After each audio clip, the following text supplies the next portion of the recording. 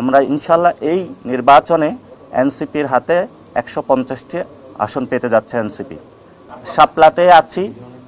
So এই শাপলাটা আপনারা দেখবেন যে আমাদের যে রাষ্ট্রীয় যে প্রতীক রয়েছে সেখানে কিন্তু ধান রয়েছে, এবং যে ধানের শীষ যেভাবে আছে এটা কিন্তু ধানের শীষ না, এটা ধানের ছড়া। তো ফলত ওই জায়গা থেকে এটা সাদাও হতে পারে, লালও হতে পারে, কিন্তু আমাদের শাপলাতে আমরা থাকছি এবং শাপলায় বাংলাদেশের মানুষ ভোট দেবে ইনশাল্লাহ। ভিন্ন প্রতীক, কারণ আমরা শাপলা চাই, এই জন্য ভিন্ন প্রতীক চাইনি। আমি বুঝি নির্মাণের শিল্প, সালাম স্টিল বোঝে ডিউরেবিলিটি। সালাম স্টিল, মোস্ট ডিউরেবল স্টিল। আপনার কথা আসি, সেটা হচ্ছে যে আপনারা এই শাপলা, সাদা শাপলা, লাল শাপলার ব্যত্যয় হলে কি করবে কি বলতেন। এক দ্বিতীয়ত হচ্ছে বিধিমালা সংশোধনী যে পাঠাইছে সেখানে কিন্তু শাপলা প্রতীকটাই নাই, তাহলে এই শাপলা আপনারা কিভাবে পাবেন এই তিনটা প্রতীকের মধ্যে? সংশোধনী আবার করবে, যদি ওনাদের এই সংশোধনীতে না আসে তাহলে আবার ওনারা করবে, কিন্তু হলো আমাদের নিবন্ধনের সময় থাকবে কিনা এই সংশোধনী পর্যন্ত আপনারা অপেক্ষা করবেন? না, এটা সংশোধনী যে কোনো সময় মানে করার সুযোগ থাকে। তবে এটা আমি আপনাদেরকে, যেটা আমাদের দলীয় পজিশন থেকে আমরা শাপলা থেকে সরছি না, এবং আমরা রাষ্ট্রের যতগুলো বিভিন্ন প্রতিষ্ঠান আছে আমরা সবার কনসার্নে দিতে চাচ্ছি যে শাপলার বিষয়ে এনসিপি ছাড় দিচ্ছে না, এবং এনসিপি শাপলাতেই ইনসিস্ট থাকবে বা কনফার্ম থাকবে ইনশাআল্লাহ। 2 নম্বরে যেটা হলো, আমরা ইতিমধ্যেই আপনারা জানেন, একটু আজকে যেহেতু অনেক সাংবাদিক ভাইরা রয়েছেন, এটা আমরা একটু ডিটেলসে বলে দেই। যেহেতু আপাতত রাজনৈতিক সিনারিওতে 3টা ব্লক হতে যাচ্ছে, একটা ইসলামিক ব্লক অলরেডি হয়ে গিয়েছে, আরেকটা হলো বিএনপির নেতৃত্বে একটা ব্লক হচ্ছে, আরেকটা হলো আমাদের নেতৃত্বে একটা ব্লক হচ্ছে। তো সেখানে আমরা যেহেতু বিএনপি না, এজন্য বিএনপির ব্লকও যাচ্ছে না, আমরা যেহেতু জামাত না, এজন্য জামাতের ব্লকও যাচ্ছে না, আমরা স্বতন্ত্র। আমরা এই গণ অভ্যুত্থানের সময় আমরা ইশতেহার দিয়েছিলাম, আমরা বলেছিলাম যে যেহেতু ফেসিবাদী ব্যবস্থার বিলুপ হয় নাই, আমাদের সামনে দীর্ঘ লড়াই রয়েছে। ফলত ওই জায়গা থেকে গত 15 বছরে যে তরুণরা আন্দোলন করেছিল, অনেকেই দল সৃষ্টি করেছিল, তারা অনেকেই সম্মত হয়েছেন এনসিপির ব্যানারে যোগ দেওয়ার জন্য।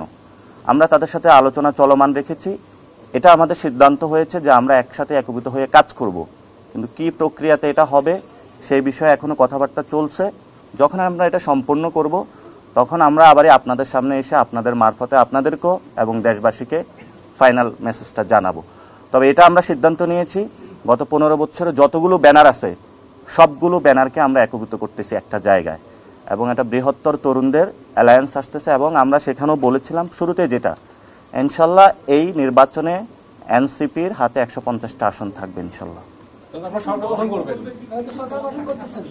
এই গণ অভ্যুত্থানে যেই সরকারটা হবে, এই পার্লামেন্টে আমরা যেটা বলেছি, এই পার্লামেন্টে কোনো সরকারি দল, বিরোধী দল পলিসিগত জায়গা থাকবে, কিন্তু একটা জায়গায় পার্লামেন্টটা হবে আওয়ামী লীগের বিরুদ্ধে এবং জাতীয় পার্টির বিরুদ্ধে। ফলত এই পার্লামেন্টে, এবং এটাও আমরা কনসিডারেশনে রেখেছি, যেখানে জামায়াত থেকে যারা তরুণরা দাঁড়াবে, যারা গণ অভ্যুত্থানে অংশগ্রহণ করেছিল, বিএনপি থেকেও যে তরুণ সমাজরা অংশগ্রহণ করবে, আমরা তাদেরকে বিভিন্ন জায়গায় যারা ভালো মানুষ তাদের প্রতি আমরা মৌন সাপোর্ট দিব।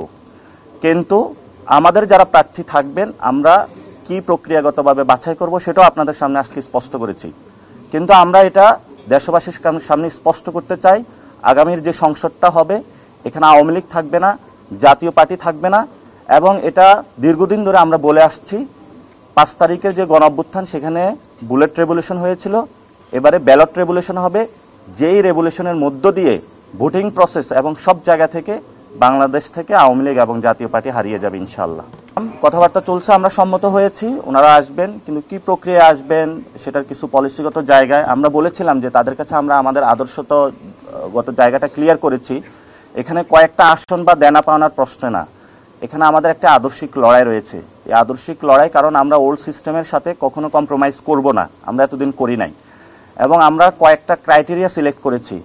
আগামীর ইলেকশনটা হবে সন্ত্রাসের বিরুদ্ধে, আগামীর ইলেকশনটা হবে চাঁদাবাজের বিরুদ্ধে, আগামীর ইলেকশনটা হবে দুর্নীতির বিরুদ্ধে, আগামীর ইলেকশনটা হবে নারীদের পক্ষে, আগামীর ইলেকশনটা হবে আলেমদের পক্ষে, আগামীর ইলেকশনটা হবে তরুণদের পক্ষে। তো 3টা জিনিস বিপক্ষে, 3টা জিনিস পক্ষে। এই আদর্শিক জায়গাটা ক্রাইটেরিয়ার ভিত্তিতে আমাদের যারা হিন্দু ভাইরা রয়েছেন, বুদ্ধিস্ট ভাইরা রয়েছেন, অ্যাজ এ সমন্বিতভাবে আগামীর যে পার্লামেন্টটা হবে, পুরো বাংলাদেশে যতগুলো জাতিসত্তা রয়েছে সবার একটা সম্মিলিত রূপ নতুন একটি বাংলাদেশের স্বপ্নের আমরা যাচ্ছি ইনশাআল্লাহ।